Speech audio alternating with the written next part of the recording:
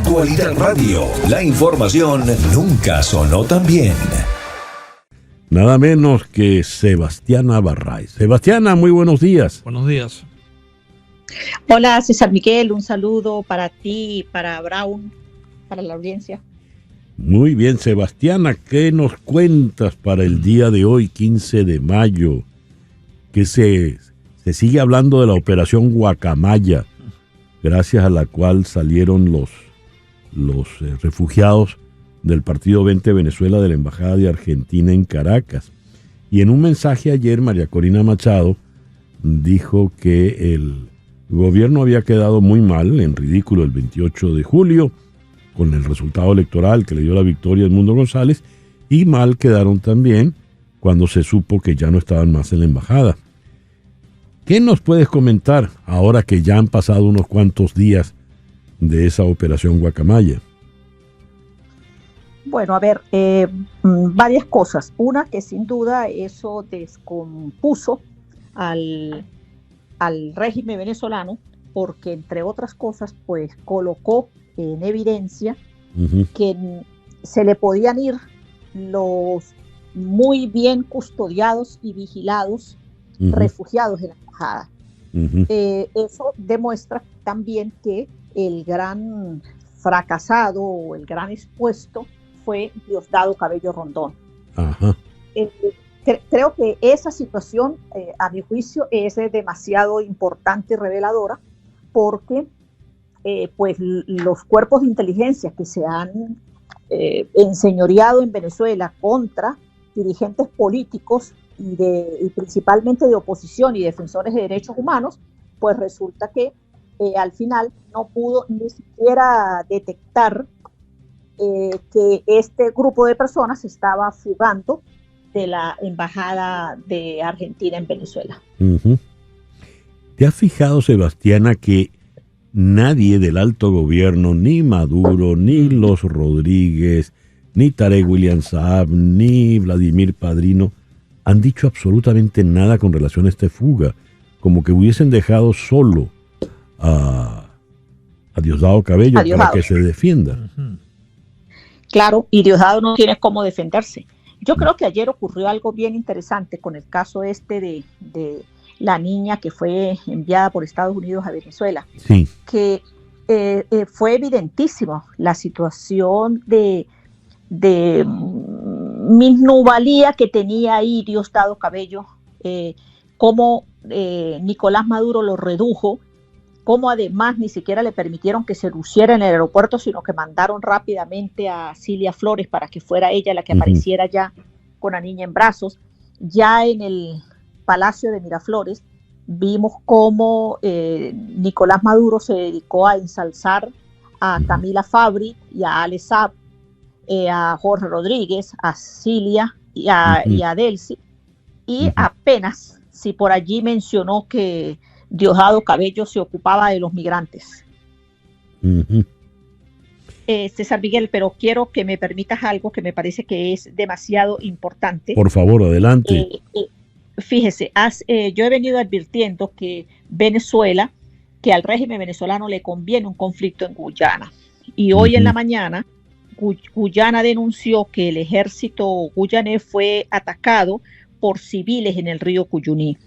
Advirtió de tres hechos, reportando que afortunadamente no hubo muertos o heridos, pero sí enfatizó que en 3 sucesos distintos fueron atacadas las fuerzas de defensa de Guayana, y que de acuerdo a los datos que ellos ofrecen, es decir, esta fuerza de defensa de Guayana, dicen que el ataque se llevó específicamente entre las zonas de Eterimbang y Macapa, cuando los soldados guyaneses daban rondas preventivas. Además, advirtió que que la fuerza de defensa asume que hubo una intencionalidad para provocar la acción de este ataque contra el ejército guyanés.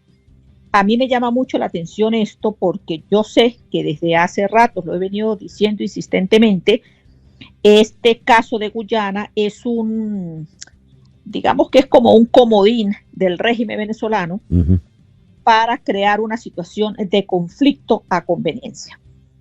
Ven acá, ¿cómo que un grupo de civiles? ¿Quiénes son esos civiles que supuestamente atacaron a las fuerzas de defensa guyanesas, Sebastiana? Bueno, es que no está precisamente claro cuál es la situación, quiénes son los civiles, porque, bueno, eso ocurrió relativamente hace muy poco y no se tiene clara precisión, a excepto de esto que fue publicado por el propio Fuerza Militar o Armada de Guyana. Y claro, y cuando ellos hablan de que ocurrieron 3 hechos, llama particularmente la atención porque es que obviamente se nota que hay clara intencionalidad y que no fue un incidente cualquiera, o sea, porque hay 3 hechos claros, demostrados en 3 zonas distintas que ahí muestran en un mapa, pero que a mi juicio resulta bien relevante, porque fue justamente en el río Cuyuní del Esequibo, que es la región allí más rica en petróleo y minerales, que se encuentra en esta zona en disputa entre Colombia y Venezuela. En concreto, lo que dice Guyana es que hombres armados vestidos de civil en la costa venezolana a lo largo del río Cuyuní llevaron a cabo 3 ataques separados contra las tropas de la Fuerza de Defensa de Guyana que realizaban patrullaje fluvial. Leo que este es el segundo incidente, luego de uno muy parecido que ocurrió en febrero. ¿Qué pasó luego de ese incidente en febrero, Sebastiana?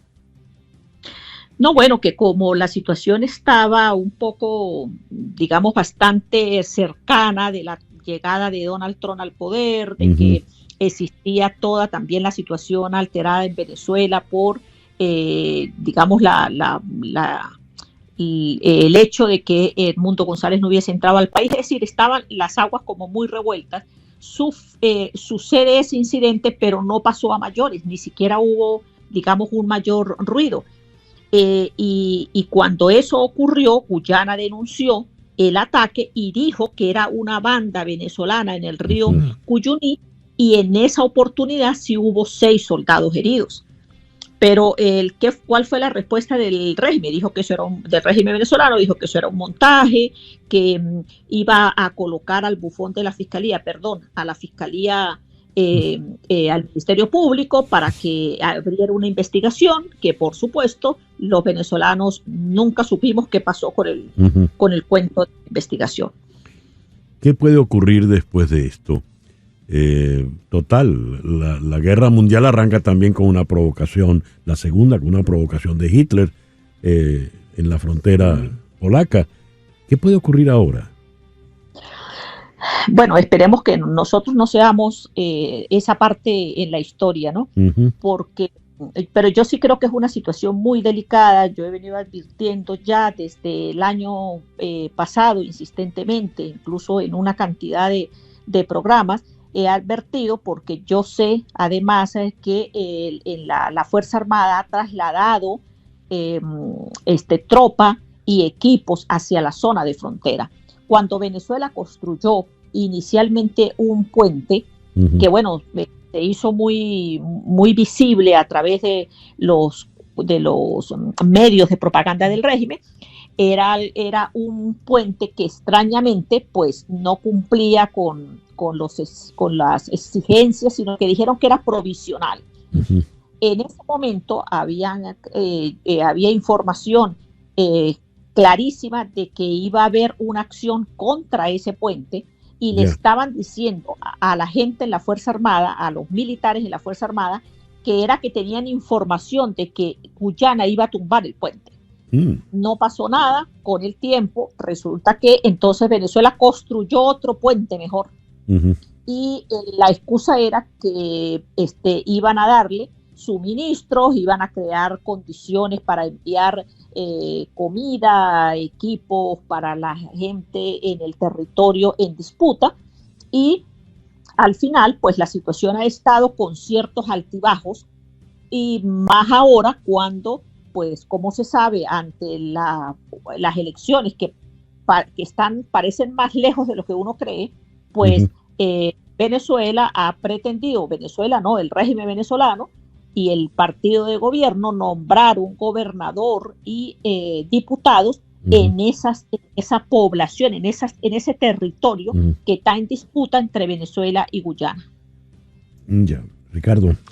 Era muy importante todo lo que acaban de comentar e informar ustedes, y hay que tomar en cuenta que el secretario de Estado Marco Rubio ha advertido que si el régimen chavista desata un conflicto bélico contra Guyana, no va a terminar bien.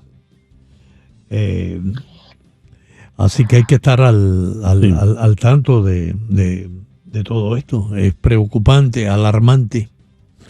¿Cómo lo ves, Sebastiana? Sí, yo creo que es sencillamente preocupante. Por eso es que cada vez que puedo insisto en que no perdamos de vista el territorio de Esequibo, porque ese territorio se presta para muchas cosas. Sí. Un hecho es que uno diga va a suceder algo en el territorio entre Zulia o Táchira o Apure con Colombia, por ejemplo, distinto a que sea en un territorio como el que tenemos con Guyana, allí en el Esequibo, porque primero no somos precisamente los venezolanos quienes hacemos vida activa en Guyana. No es la Fuerza Armada nuestra la que ha tenido una presencia indiscutible en el territorio. Y a eso se le suma que además pues no hay las vías más fáciles desde Venezuela hacia esa zona en reclamación. Entonces es un sitio que el régimen venezolano ha venido concibiendo desde hace tiempo para crear un estado de conmoción. Y qué mejor que ante la situación que se está previendo en Venezuela, con unas elecciones que no logran tomar fuerza, que no logran conquistar además ni siquiera a los candidatos que participan ahí, pues se les ocurra una acción de este tipo para justificar además e intentar crear un sentimiento nacionalista entre los venezolanos. Gravísima la situación que nos has contado. Hay una Sebastián. Famosa frase, yo no recuerdo quién la dijo, pero patriotism is the last refuge of a scoundrel. Traducida al español, a lo mejor fue alguien del mundo hispanoparlante quien la dijo por primera vez, yo la conozco en inglés, pero traducida al español es el falso patriotismo es el último refugio de los sinvergüenzas. Y los dictadores siempre desatan algún tipo de conflicto internacional para distraer la atención. Sí, señor. Exactamente. Muy buen punto, Ricardo, muy buen punto. Sebastiana, muchísimas gracias por acompañarnos y por darnos esta información tan importante como delicada, ¿no?